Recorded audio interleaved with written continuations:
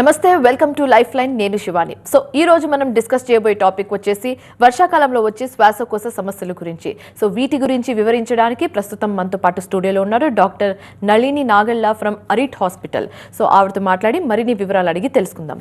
నమస్తే డాక్టర్ గారు. సో వర్షాకాలంలో ఎందుకు ఎక్కువ రెస్పిరేటరీ ప్రాబ్లమ్స్ వస్తూ ఉంటుందండి?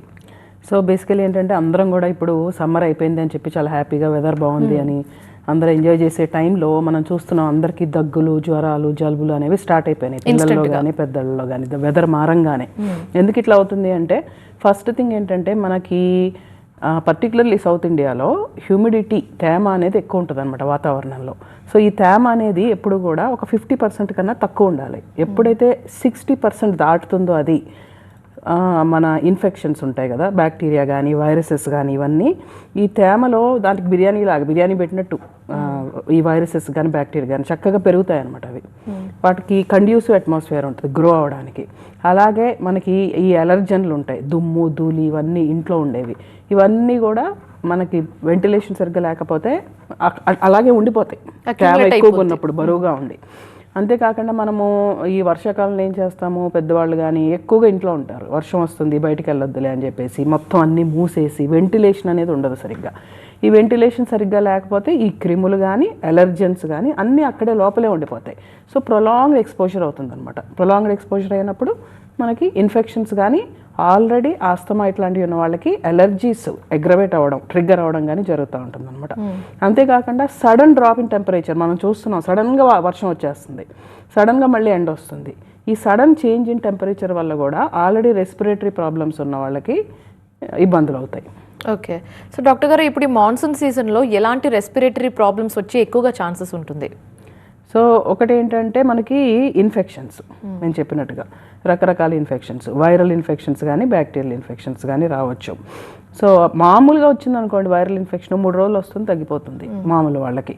కానీ మన ఇంట్లో పెద్దవాళ్ళు ఉన్నా లేదా డయాబెటీస్ ఉన్న వాళ్ళు ఉన్నా ఆల్రెడీ వాళ్ళకి ఆస్తమా కానీ సిఓపిడి అంటాం, స్మోకింగ్ రిలేటెడ్ లంగ్ డిసీజ్, ఇలాంటి వాళ్ళకి ఇన్ఫెక్షన్స్ వస్తే కనుక ఆ ఆస్తమా కానీ అండర్లైన్ లంగ్ ప్రాబ్లం ఏదైతే ఉంది కానీ అది తీవ్రంగా వస్తుంది. అప్పుడు హాస్పిటల్లో కూడా అడ్మిట్ అవ్వాల్సి రావడం, ఒక్కొక్కసారి ఐసీయూకి వెళ్ళడం, లైఫ్కి రిస్క్ అవ్వడం, ఒక చిన్న వైరల్ ఇన్ఫెక్షన్స్ తోటి ఇట్లాంటివి రావచ్చు అనమాట. అంతేకాకుండా ఇప్పుడు నేను చెప్పిన కారణాల వల్ల ఆస్తమా ట్రిగ్గర్స్ అనేవి మనం ఎక్కువ ఎక్స్పోజ్ అయ్యి దుమ్ము ధూళి లోపల, సో ఆస్తమా అటాక్స్ రావడము, సిఓపిడి అంటాం, స్మోకింగ్ రిలేటెడ్ లంగ్ డిసీజ్, దానివల్ల కూడా అటాక్స్ రావడము, అక్యూట్ ఎగ్జాజర్బేషన్ ఆఫ్ సిఓపిడి అంటాం అనమాట.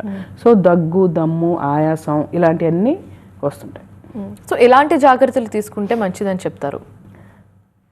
ఫస్ట్ ఏంటంటే మనము వర్షాకాలంలో కొన్ని రకాల జాగ్రత్తలు తీసుకోవాలి డెఫినెట్గా.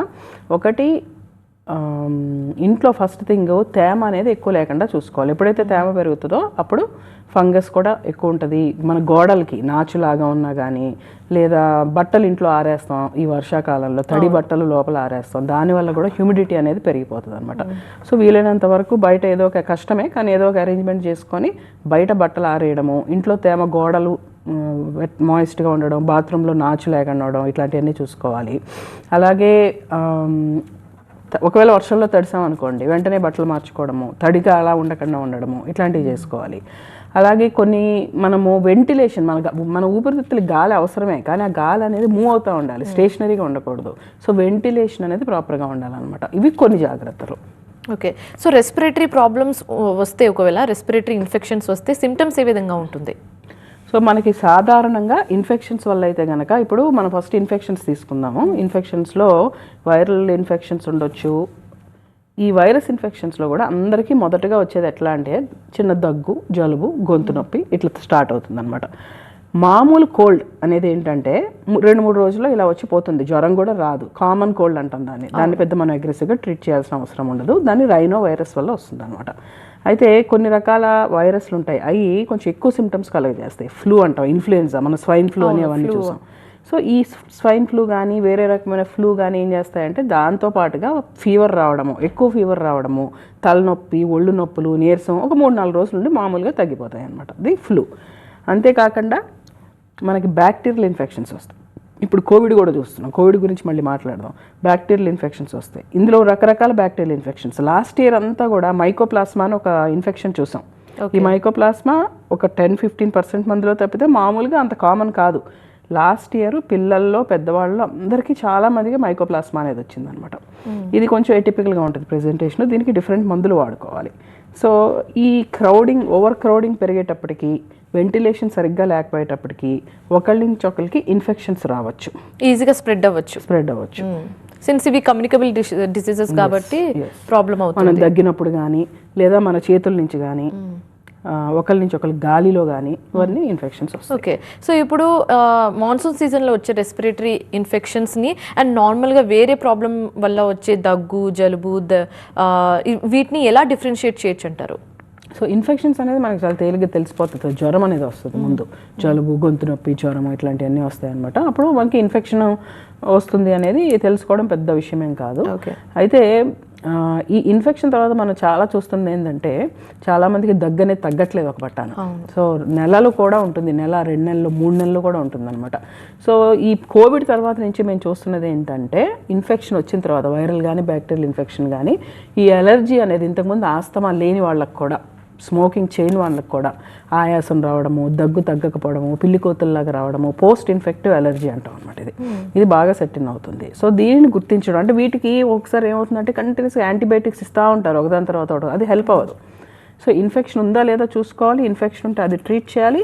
అప్పటికి ఇంకా దగ్గు తగ్గకపోతుంటే కనుక ఇది లోపల ఇన్ఫ్లమేషను, ఎలర్జీ, దీన్ని వేరే రకంగా మనం ఇన్హేలర్స్, అవసరమైతే షార్ట్ కోర్స్ ఆఫ్ స్టీరాయిడ్స్ ఇచ్చి ట్రీట్ చేసుకుంటేనే నయమవుతుంది. ఎంతోమంది పేషెంట్లు నా దగ్గరకు వస్తారు, ఇప్పటికి 3 కోర్సులు యాంటీబయాటిక్స్ వాడాము ఇంకా తగ్గలేదు అని చెప్పేసి. మన రూట్ కాజ్ ఏంటి అనేది సరిగ్గా అనలైజ్ చేసుకుంటే అది ఇన్ఫెక్షనా ఎలర్జీయా అనేది తెలుస్తుంది. ఓకే, సో డాక్టర్ గారు ఇప్పుడు రెయినీ సీజన్లో వైరల్ ఫీవర్ అని, రెస్పిరేటరీ ప్రాబ్లమ్స్ అనేది ఫేస్ చేస్తూ ఉంటాము.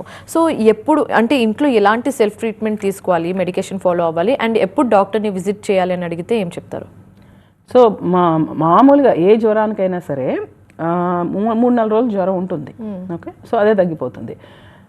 ఎవరికైతే డయాబెటీస్ ఉందో, స్టీరాయిడ్స్ మీద ఉన్నారో, లేదా ఊపిరితిత్తుల ప్రాబ్లం ఆల్రెడీ ఉందో వాళ్ళకి లంగ్ రిజర్వ్ అనేది తక్కువ ఉంటుంది అనమాట. సో వీళ్ళు కొంచెము థ్రెషోల్డ్ హాస్పిటల్కి వెళ్ళడము, డాక్టర్ దగ్గరికి వెళ్ళడం అనేది కొంచెం తక్కువ ఉండాలి. 4 రోజులైనా జ్వరం తగ్గకపోయినా, 3-4 రోజులైనా జ్వరం తగ్గకపోయినా, జ్వరం బాగా హైగా వస్తున్నా అదే పనిగా దగ్గు వస్తుంది కొంతమందికి, అసలు ఎడతెరిపి లేకుండా దగ్గి వాంతులు అవడం, దగ్గి కళ్ళు తిరిగి పడిపోవడం కూడా జరుగుతూ ఉంటాయి.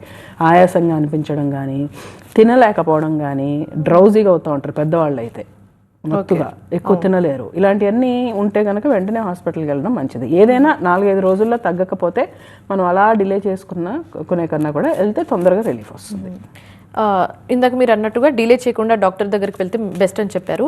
వాట్ ఇఫ్ ఒక పేషెంట్ దాన్ని డిలే చేసి అలా ఒక 1-2 వీక్స్ తర్వాత వరకు అది అంటే నెగ్లెక్ట్ చేయడం వల్ల ఎలాంటి కాంప్లికేషన్స్ ఫ్యూచర్లో చూడొచ్చు అంటారు?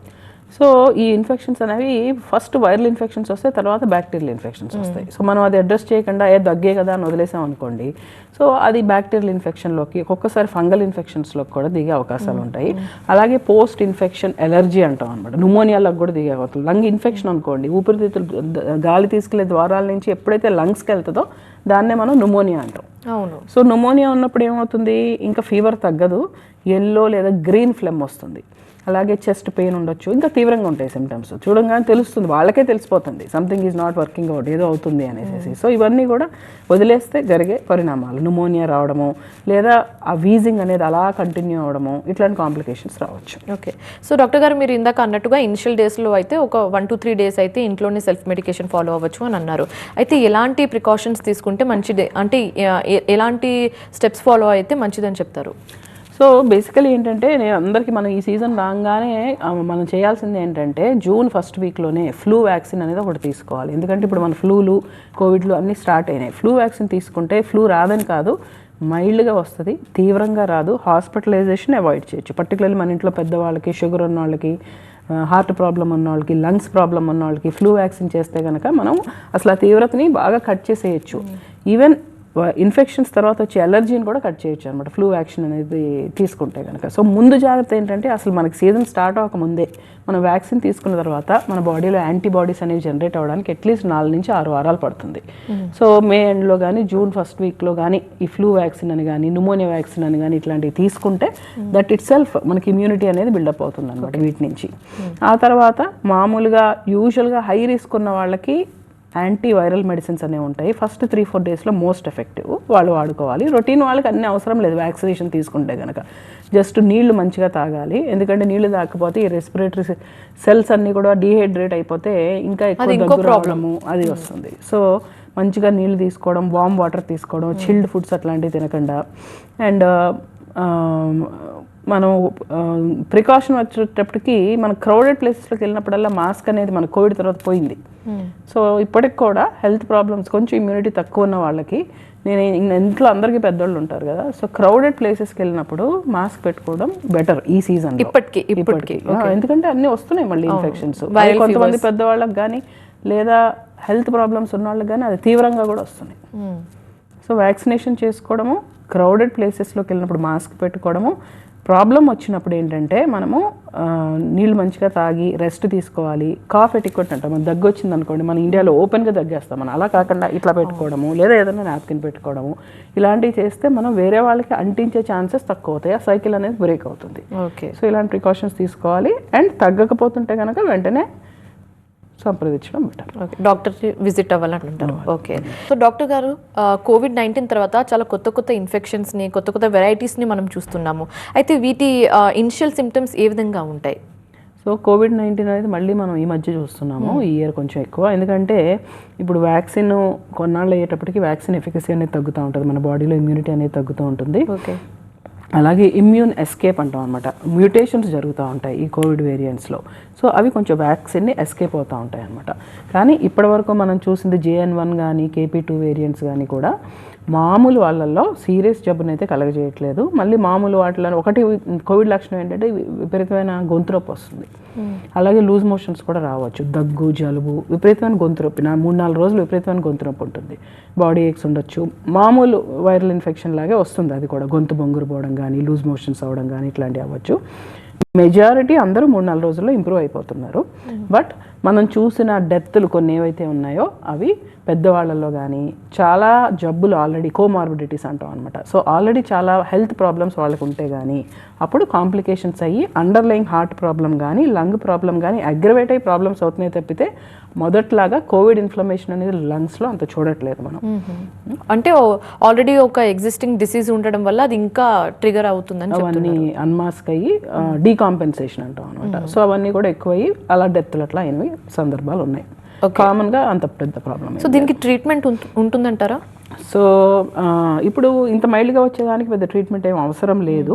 తీవ్రంగా వచ్చిన వాళ్ళకి కొన్ని యాంటీవైరల్స్ అనేవి వాడుకోవచ్చు. ఒకవేళ కోవిడ్ ఇన్ఫ్లమేషన్ అనేది మొదట్లాగా వస్తే అప్పుడు స్టీరాయిడ్స్, కొన్ని ఇమ్యూనిటీని మనం సెట్ చేసే మాడ్యులేట్ చేసే మెడిసిన్స్ అనేవి అట్లాంటివి ఉన్నాయి. బట్ ఇవన్నీ అంత అవసరం కనిపించట్లేదు ఇప్పుడు. ఓకే. సో డాక్టర్ గారు, ఇప్పుడు సాధారణ ప్రజల్లో కనిపించే రెస్పిరేటరీ ప్రాబ్లమ్స్ ఏ విధంగా ఉంటాయి? సో మనం సాధారణంగా చూసేవి ఏంటి అంటే ఇన్ఫెక్షన్స్ తర్వాత, ఇన్ఫెక్షన్స్ ఆల్రెడీ మనం మాట్లాడుకున్నాం, న్యూమోనియా, బ్రాంకైటిస్, వైరల్ ఇన్ఫెక్షన్స్ ఇవన్నీ. సో మెయిన్గా చూసేవి ఏంటంటే ఆస్తమా ఒకటి, COPD అంటాం అన్నమాట. ఈ రెండు కూడా ఎయిర్వే డిసీజెస్. ఆస్తమా గురించి ముందు మనం చెప్పుకుందాం. ఆస్తమా అనేది ఏంటంటే ఇది గాలి తీసుకెళ్లే ద్వారాలకు సంబంధించిన జబ్బు. It is a chronic disease, allergy వల్ల వస్తుంది అనమాట.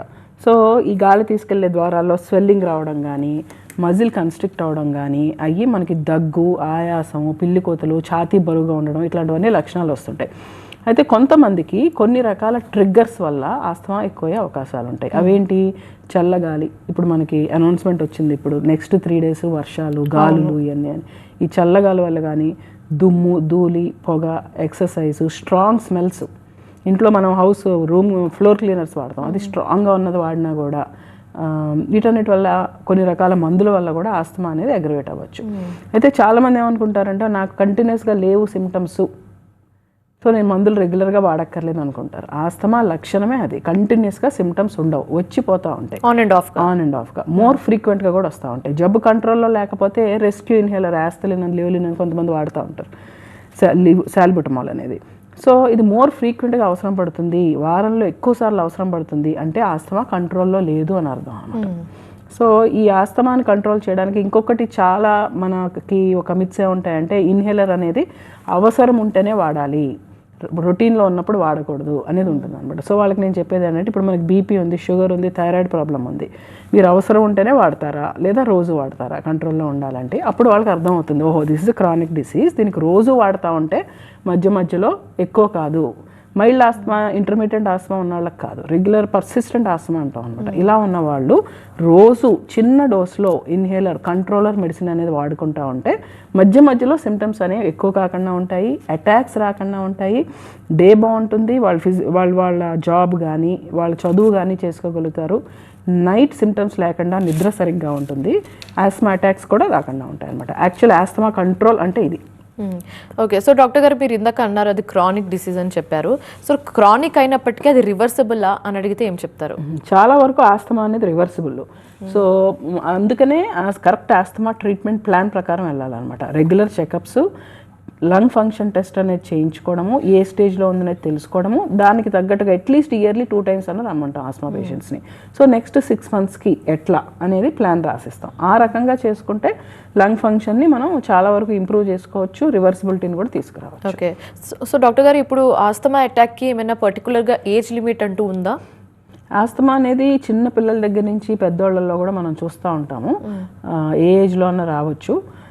మెయిన్గా ఏంటంటే పెద్ద వయసు వచ్చే కొద్దీ కొంచెం రిఫ్రాక్టరీ, ముందు నుంచి మందులు వాడరు కొంతమంది, ఇన్హేలర్స్ అనేవి వాడలేదు కొంతమంది, ఎందుకులే అనేసి. వాళ్ళకి చాలా తీవ్రంగా స్మోకింగ్ చేసే వాళ్ళకి ఎలా అయితే లంగ్స్ డ్యామేజ్ అవుతాయో అలా పర్మనెంట్ డ్యామేజ్ అవుతుంది, వాళ్ళకి రెస్పాన్స్ రావడం కొంచెం కష్టం. బట్ అదర్వైజ్ కొంతమందికి లేట్ ఆన్సెట్ ఆస్తమా అంటాం అనమాట. అంటే చిన్నప్పటి నుంచి ఉండదు, మిడిల్ ఏజ్లో కానీ ఓల్డ్ ఏజ్లో కానీ వస్తుంటుంది. ఈ మధ్య అసలు ఏ ఆస్తమా లేని వాళ్ళకి కూడా ఈ ఇన్ఫెక్షన్స్ తర్వాత వీజింగ్ అనేది కూడా చూస్తున్నాం. సో ఇట్లా రకరకాలుగా వస్తుంది. సో దాన్ని ప్రాపర్గా ఇవాల్యుయేట్ చేసి ఎవరికి ఎన్నాళ్ళు మందులు వాడాలి అనేది డిసైడ్ చేస్తాం అనమాట. సో దేనికన్నా ఫాలోఅప్ అనేది చాలా ఇంపార్టెంట్. ఓకే, సో ఇప్పుడు డాక్టర్ గారు ఆస్తమా పేషెంట్స్కి ఇప్పుడు మాన్సూన్ సీజన్ అంటే, రెయినీ సీజన్ అంటే ఎంత కాదన్నా కొంచెం భయం ఉంటుంది. సో వాళ్ళు ఎలాంటి జాగ్రత్తలు తీసుకుంటే మంచిదని చెప్తారు? సో నేను చెప్పినట్టుగా ఏంటంటే, ముందు వ్యాక్సినేషన్స్ అనేది మ్యాండేటరీ, ఇది చాలా నెంబర్ 1 అని చెప్తాను అనమాట నేను. నెంబర్ 2, మనకి కొంచెం సిమ్టమ్స్ మొదలవుతున్నాయి అనగానే ఒకసారి ఈ రెయినీ వింటర్ మొదలవక ముందే ఒకసారి పల్మనాలజిస్ట్ దగ్గరికి వెళ్తే అసలు ఏ స్టేజ్లో ఉంది, లంగ్ ఫంక్షన్ టెస్ట్ అది చేసుకోవడం, దాని ప్రకారం మందులు అడ్జస్ట్ చేసుకోవడం, ఇన్హేలర్స్ అనేవి కొంచెం డోస్ పెంచుకోవాల్సి వస్తుంది.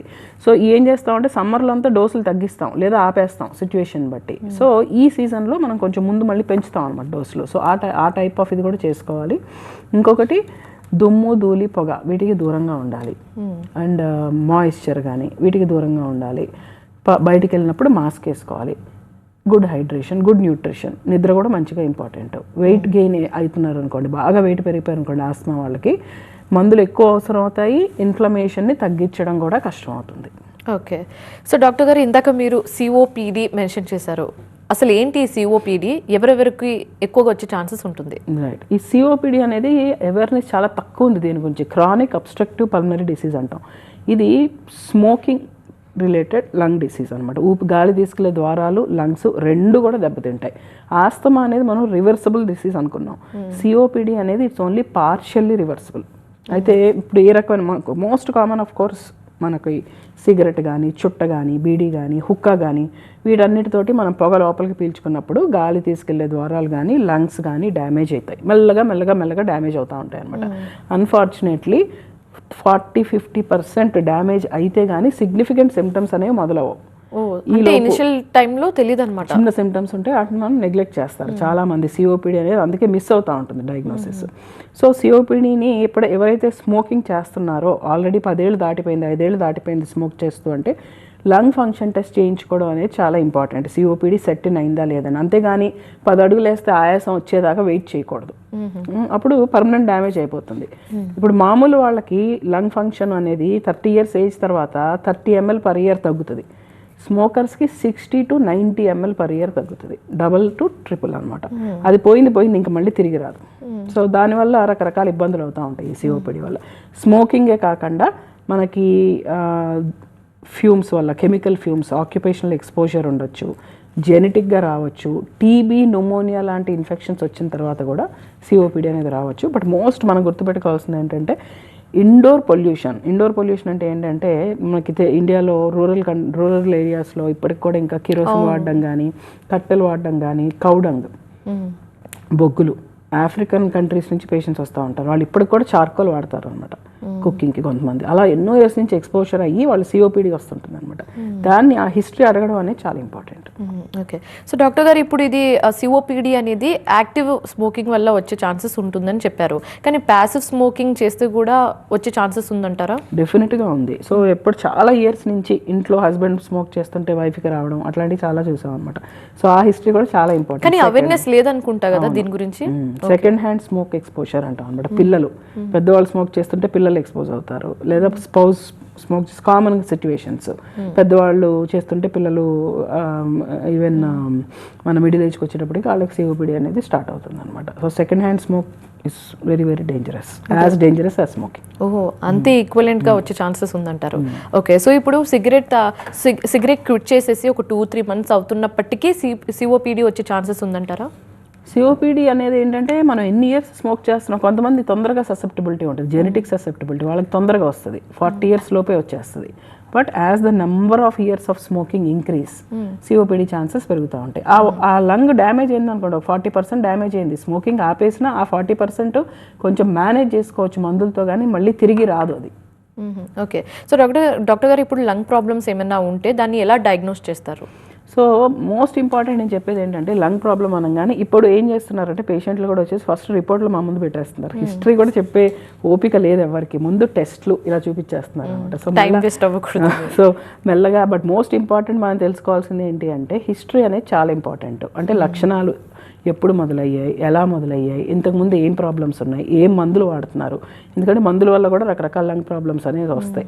ఈ హిస్టరీలోనే మాకు 50% డయాగ్నోసిస్ అయిపోతుంది. సో అది చాలా ఇంపార్టెంట్. మీకు ఐడియా వస్తుంది ఎటువైపు వెళ్ళాలి అనేది. ఎవిడెన్స్ బేస్డ్ మెడిసిన్ అంటే అన్ని టెస్టులు చేసేయడం కాదు, 50 టెస్టులు చేసేయడం కాదు. మన లక్షణాలు బట్టి 4-5 పాసిబిలిటీస్ ఏముంటాయి అనేది మనం నారో డౌన్ చేసుకుంటా ఆ టెస్టులు చేసుకోవడం అనేది ఎవిడెన్స్ బేస్డ్ మెడిసిన్ అనమాట. So most important of course x-ray. ఈ మధ్యకాలంలో ఏమవుతుంది, ప్రతి ఒక్కరు సిటీ స్కాన్, కోవిడ్ అప్పటి నుంచి సిటీ స్కాన్ లేకుండా రావట్లేదు అసలు దగ్గుంటే. సో ఈ మధ్య ఏఐ బేస్డ్ లంగ్ స్క్రీనింగ్ అని సిటీ స్కాన్ చేసేస్తున్నారు రొటీన్గా. దానివల్ల ఎంతమంది ఫాల్స్ పాజిటివ్స్ అంటాం అనమాట, అంటే నాన్ సిగ్నిఫికెంట్ లీజన్స్ బయటపడి కంగారుతోటి క్యాన్సర్ ఏమోనని వస్తున్నారు. సో ఈ సిటీ స్కాన్ అనేది స్క్రీనింగ్ అనేది స్మోకింగ్ చేసే వాళ్ళకి చేయాలి, బట్ అందరికీ రొటీన్లో సిటీ స్కాన్ అనేది మంచిది కాదు. బట్ అవసరమైనప్పుడు సిటీ స్కాన్ చేస్తే అందులో ఇన్ఫెక్షన్ ఉందా, లేకపోతే ఇంటర్స్టిషియల్ లంగ్ డిసీజ్ లాంటివి ఏమైనా ఉన్నాయా, లేకపోతే న్యూమోనియా ఏమైనా వర్సన్ అవుతుందా, నీరు లాంటిది ఫామ్ అవుతుందా, బ్రాంకెక్టేసిస్ అంటాం, ఇట్లా రకరకాల లంగ్ ప్రాబ్లమ్స్ అన్నీ ఉన్నాయా లేదా అనేది సిటీ స్కాన్ ద్వారా కానీ ఎక్స్రేలో ఒక ఐడియా వస్తుంది. అలాగే లంగ్ ఫంక్షన్ టెస్ట్, ఇది చాలా ఇంపార్టెంట్ అనమాట. అంటే మన లంగ్ కెపాసిటీ స్ట్రక్చర్ ఎట్లా ఉంది అనేది సిటీ స్కాన్లో ఎక్స్రేలో తెలుస్తుంది, లంగ్స్ కెపాసిటీ ఎట్లా ఉంది అనేది పిఎఫ్టీలో తెలుస్తుంది. లంగ్స్ ఫంక్షనింగ్ ఎట్లా ఉంది, ఎంత ఫోర్స్తో మనం గాలి వదలగలుగుతున్నాము, ఒక 6 నిమిషాలు నడిపించి చూస్తాం, 6-minute వాక్ టెస్ట్ అంటాం అనమాట. నడిపించినప్పుడు ఆక్సిజన్ లెవెల్ ఎంత పడుతుంది, ఎంత డిస్టెన్స్ నడవగలుగుతున్నారు, మందుల రెస్పాన్స్ కూడా దీన్ని బట్టి చేయొచ్చు. అలాగే ఇంకా అవసరం అనుకుంటే బ్రాంకోస్కోపిక్ టెక్నిక్స్ వచ్చినాయి ఇప్పుడు చాలా. బ్రాంకోస్కోపీ అంటే మనం ఎండోస్కోపీ అంటే పొట్టలో ఎట్లా ట్యూబ్ వేస్తామో అట్లా బ్రీదింగ్ ట్యూబ్స్లో ట్యూబ్ వేసుకొని లోపల ఏముంది, ఇంకా చుట్టూ లంగ్స్లో ఏమున్నాయి, నాడ్యూల్స్ ఉంటే స్పెషల్ టెక్నిక్స్ ద్వారా బయాప్సీలు చేయడము, ఇలాంటివన్నీ కూడా చేయొచ్చు. ఓకే, సో డాక్టర్ గారు వర్షాకాలంలో వచ్చే శ్వాసకోశ సమస్యల గురించి, సిఓపిడి గురించి, ఆస్తమా గురించి వివరించినందుకు థ్యాంక్ యూ సో మచ్ అండి. సో ఇది ఇవాల్టి లైఫ్ లైన్. మరో అంశంతో మళ్ళీ కలుద్దాం. చూస్తూనే ఉండండి టీవీ9.